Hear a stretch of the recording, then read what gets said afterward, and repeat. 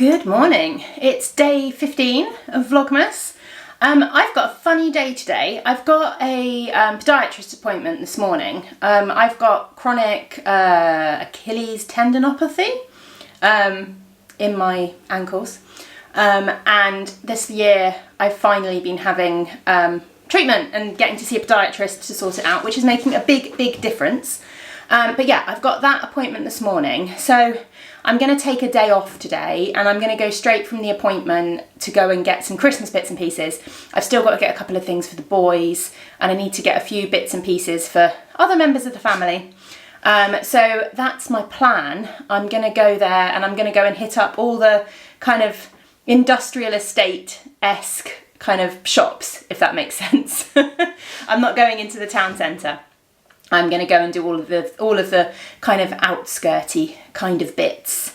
So yeah, that's mostly my day today. I won't take my camera out with me because I always feel really bizarre filming with my camera when I'm out and about, but I will have my phone. So if I get the chance, I will film a few little bits and pieces while I'm out and about. But otherwise, we will have a catch up this afternoon. About something. It's an unplanned Vlogmas day, which is always a little bit disturbing because I never quite know how it's going to go. Let's open some advents together. I've not done this a lot on the vlogs this year because I've got quite a lot of advents this year and it's just going to take up time. But we'll do it today, so excuse the crinkling. First up, we have the Henny Penny Makes Advent. Oh, which is lots of gorgeous yellows, greens and blues. And this one is Snakes and Ladders. I love the little info cards that Erin puts in every year. Are you a fan of board games? The highs of climbing the ladder, putting a hotel on Mayfair and revealing who used which implement in which room, or the lows of sliding down the snake, hearing checkmate and getting CCGGQZX in Scrabble. Board games are the perfect chance to spend time with family and have a laugh. And then we have Lonely Knitter, Nerdy Advent.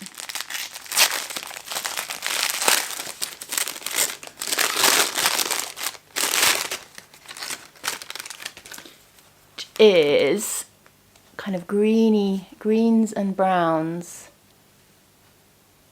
Come on, camera. There we go. No? Yeah, there we go. It's really pretty. And this one is Judge Me By My Size, Do You?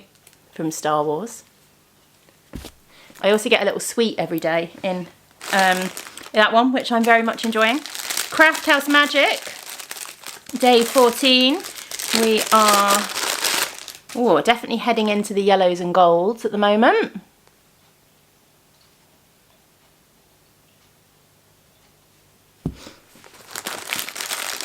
Craft House Magic. Oh no, I've said that already. Corner of Craft. Too many C's. Ooh, blues. Heading into blues. That one's really pretty.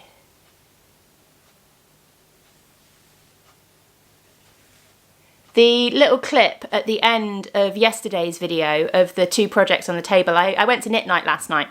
I go to a knit night up in Montrose, which is there's usually about 5 or 6 of us, including Erin, Henny Penny Makes, and Laura, who is Athis Yarns, and it was just me and Laura last night. And that was her project. She is knitting, and I've forgotten what it's called. It's like a D&D themed wrap, and you roll a dice each day, and you get different bits depending on what dice roll you get. I'll put it on the screen. I will find out what the pattern is, and I'll put it on the screen. But she's knitting it out of Hannah's advent calendar from this year, so that was really nice to see the first few colours that she's put together. And then we've got our Castle View Yarns mermaid one. We are heading into the blues, so more blues.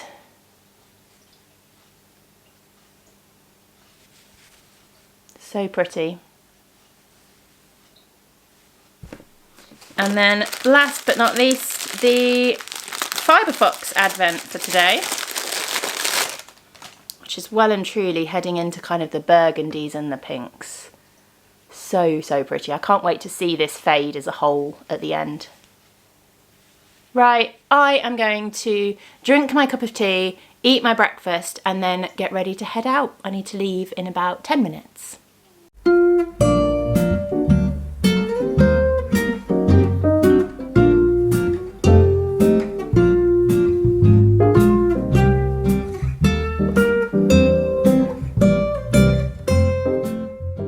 Right, making progress. Podiatrist was really good. He's lovely, although it was really painful this week. He used a horrible pointy roller thing up and down my calf muscles, and it really hurts. But done. I've also been to Hobbycraft, so I've got all of the bits. We're getting Jasper an art box, which we're going to put some pens and things like that in. So I managed to get all of those bits and pieces from Hobbycraft, and I've been into the big Tesco's and picked up a few little bits and pieces that I needed from there as well. I'm heading over to Smith's Toys now to try and finish off Arthur's Christmas presents. Struggling with Arthur this year, I'm not sure. There's a game, like a board game he keeps talking about, so I think I might go and get that. Problem is, both my boys' birthdays are in November, so Arthur's only had his birthday like a couple of weeks ago. So it's always a struggle for Christmas. We're not a family that does big Christmas gifts. They tend to be sort of smaller things for Christmas, mostly because their birthdays are so close. But it's fine. So I need to get him. I'm going to get him. I think I'm going to go and get that board game that he was talking about. And then I want to get him a hoodie, but I want to get like a really super soft fleecy hoodie, because I've got a couple of like those really fluffy kind of ones, and he's obsessed with them. Whenever I wear them, he snuggles up to me. But I'm struggling to find anything. I think I might need to go into the town and go and look in some of the proper shops for something like that. I'm not sure. There is a TK Maxx and there is a Matalan. I wonder whether they might have something. Not sure I can do those today though. I am home from all of my Christmas shopping. I've got about, well, I've been home a while. I've had lunch and a little sit down. I've got about half an hour maybe before I've got to go and pick up the boys. It's a Wednesday, so it is trampolining day today, which means I'm going to have to sit in the car for an hour, and it's going to be freezing because it's not got above zero pretty much all week. So I'm going to need all the layers. But anyway, as much as I'm moaning about the cold weather, I'm not really moaning, because actually winter is by far my favourite season. I love the cold weather. I'd much rather be bundled up in all the knitwear than melting in summer. So I'm not really complaining. I'm quite happy. I was going to talk about planners. I did this on my vlog last year. I talked about kind of the diary that I'd used throughout the year for organising my work day and everything like that, and what I was going to be doing going into 2020. So I'm wondering if I've still got it. I have still got it.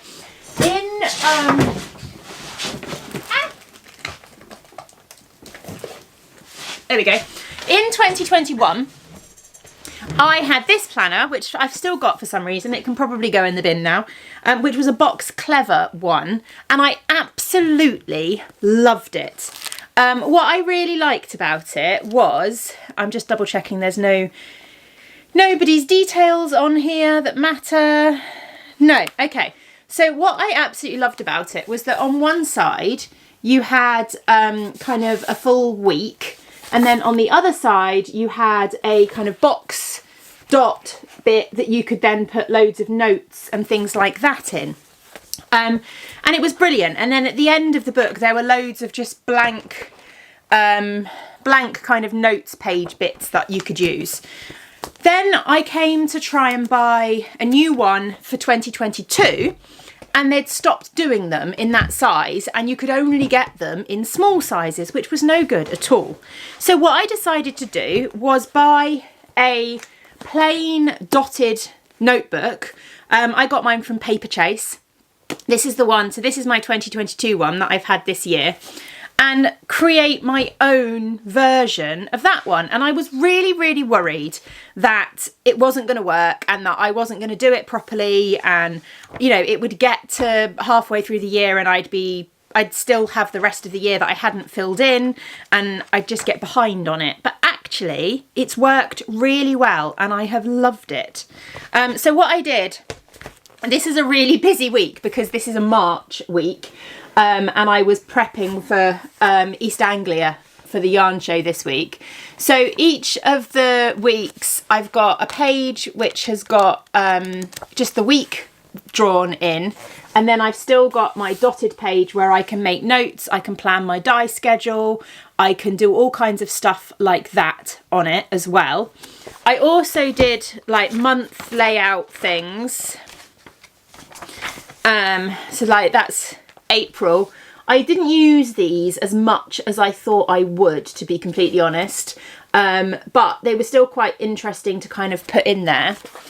And then the nice thing is that I've had, so the whole diary aspect of it took up that much of the notebook, which left me with loads of space still at the back, which I have used. So I have used it each month for club orders, so I've been able to kind of go through and put like the month and all of the different batch sizes and the yarns and everything that's been ordered and how many I've dyed up, and that kind of thing, which has been really helped me with planning my clubs. So that's something I'm definitely going to do again next year. I've also been able to use it for kind of planning out treat boxes in the same way. I've been able to use it for planning out stripes. I'm just thinking, have I got stripes? I've been using it for planning out Vlogmas. So I've done a little Vlogmas plan with a rough, I mean, this changes constantly because do I keep to my Vlogmas plan? No, of course I don't.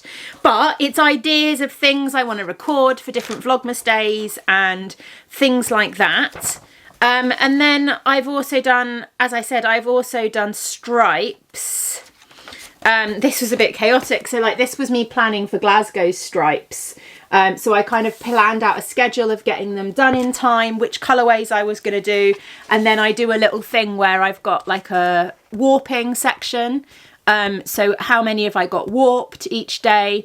How many have I then dyed each day? And then actually winding them into the balls so I can keep track of how many I've done and how many I've got left to do, and things like that. So I definitely think I'm going to do this again.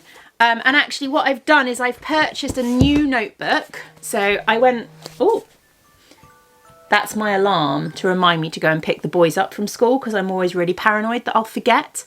But I don't have to go now. It just reminds me that I've got 15 minutes time and then I snooze it for 15 minutes. I've picked up another book. Again, this one is from Paper Chase. They didn't have any hardcover ones in the fun colours, so I've gone for more of a soft cover this year. The dots inside this year's are also slightly bigger. Let's see if it'll focus on it and you'll be able to see. I'm not sure you can. They're also slightly bigger, but actually I'm quite glad about that because I found the dots in this one a little bit too close together, so it always felt quite small. But I'm going to do the same. Basically, I'm going to add, I think I'm going to add this year. So last year I did a monthly layout and then I just did the week page with a notes page next to it. I think this year, at the beginning of each month, I'm going to do like a week layout. So I'm going to do like week 1, week 2, week 3, week 4, so that I can kind of look at what I want to plan into those weeks as well to kind of help me keep on top of things. So yeah, that's my planning for everything and trying to keep on top of things and trying to keep organised because keeping organised is one of the hardest things to do when you're self-employed because it's far too easy to just go, oh, do you know what? I'll have a day off today because no one's going to tell me I can't. The other thing I have for planning, although you can see that this only went up halfway through the year, and that's because I didn't have an office until halfway through the year, basically.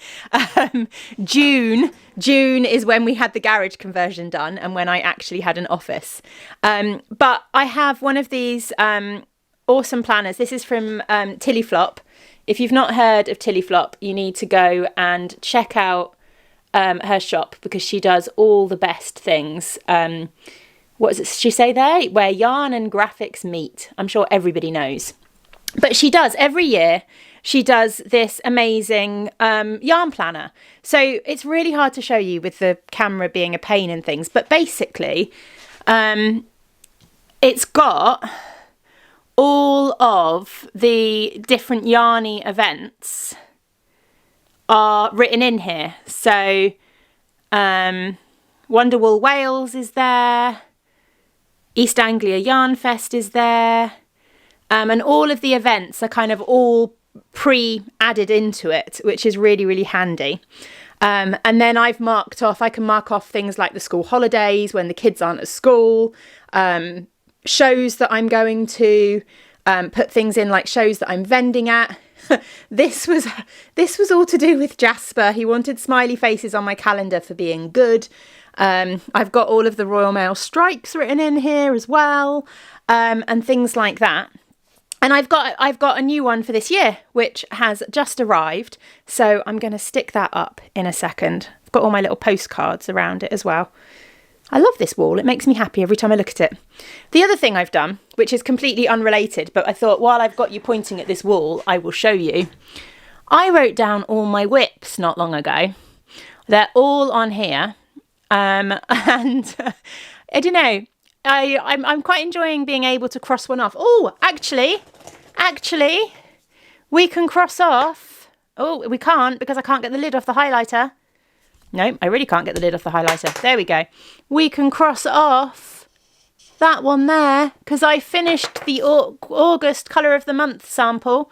So Tom's August sock. There we go. I wanted to be able to cross things off as I finished them, although I have had to add a few things to the general whips list and it now is looking a bit full.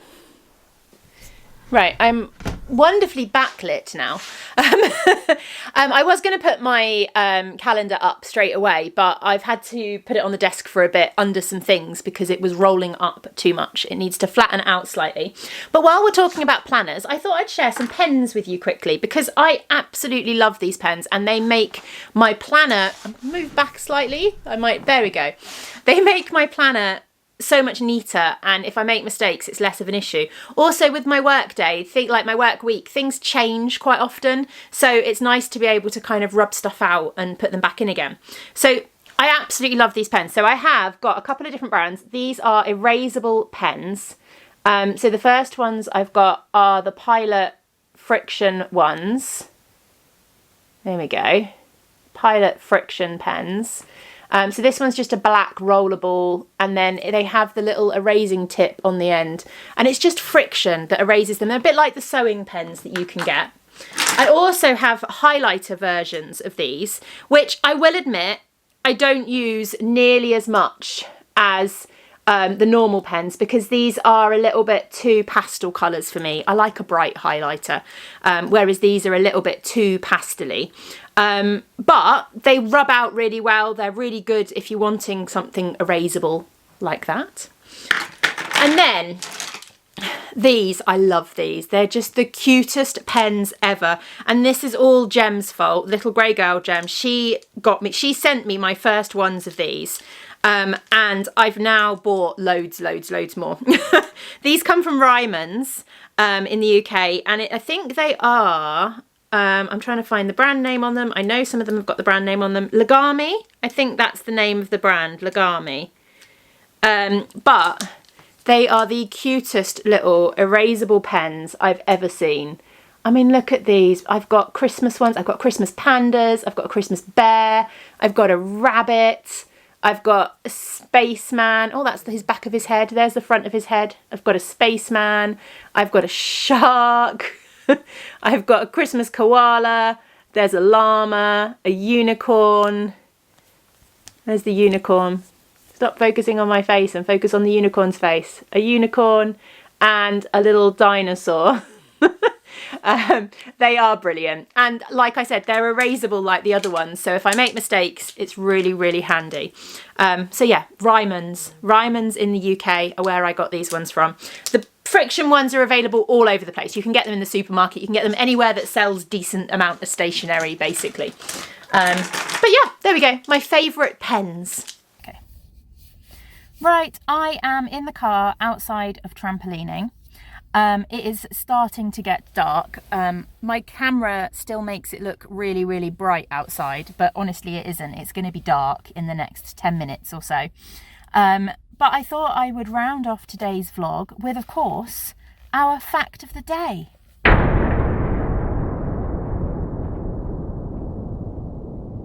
And because we've been talking about planners and calendars and things like that, I thought I would do a calendar related fact.